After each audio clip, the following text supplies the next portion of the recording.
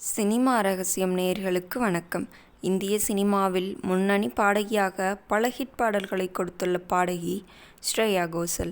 அமீர் இயக்கத்தில் வெளியான இரண்டாவது படமாக பருத்தி வீரன் படத்தில் அழுது கொண்டே பாடிய ஒரு பாடல் ஆண்டுகள் கடந்தும் இன்றைக்கும் ஹிட் பாடலாக அமைந்து ரசிகர்கள் கொண்டாடும் ஒரு பாடலாக நிலைத்து நிற்கிறது. சூர்யா நடிப்பில் வெளியான மௌனம் பேசியதே படத்தின் மூலம் இயக்குனராக அறிமுகமானவர் அமீர். அடுத்து ராம் என்ற படத்தை ஜீவா நடிப்பில் இயக்கிய அவர் மூன்றாவதாக இயக்கிய படம்தான் பருத்தி வீரன். கடந்த 2007 வெளியான இந்த படத்தில் சூர்யாவின் தம்பி கார்த்திக் நாயகனாக அறிமுகமானார். இந்த படத்தில் பிரியாமணி, சரவணன் உள்ளிட்ட பலர் நடித்திருந்தனர். யுவன் சங்கர் ராஜா இந்த படத்திற்கு இசையமைத்திருந்தார். அறிமுக நடிகராக நடித்திருந்தாலும் படமும் அதில் இடம்பெற்ற பாடல்களும் ரசிகர்கள் மத்தியில் நல்ல வரவேற்பை பெற்றிருந்தது. இந்த படத்தில் ஒரு பாடலை பிரபல பாடகி ஸ்ரேயா கோஷல் பாடியிருந்தார்.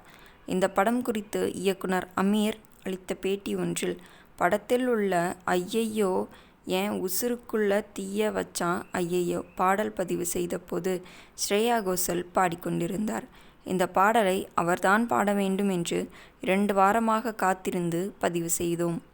அவருக்கு தமிழ் தெரியாது என்பதால் தன்னுடைய நண்பரை வைத்து நான் தமிழில் சொல்வதை அவர் ஸ்ரேயா கோஷலிடம் ஆங்கிலத்தில் சொல்லி பாட வைத்தார்.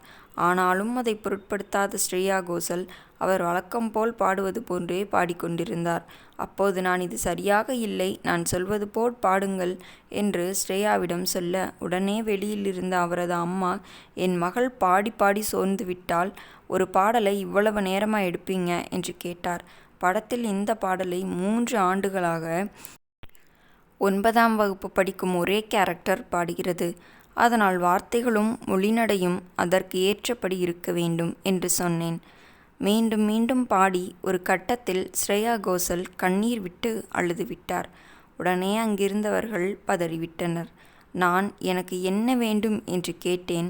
அவ்வளவுதான் என்று சொல்லிவிட்டு ஸ்ரேயா கோஷல் தாயாரிடம், நீங்கள் ஊருக்கு போங்கள், நான் வேறொரு பாடகரை வைத்து பாடிக்கொள்கிறேன் என்று சொன்னேன்.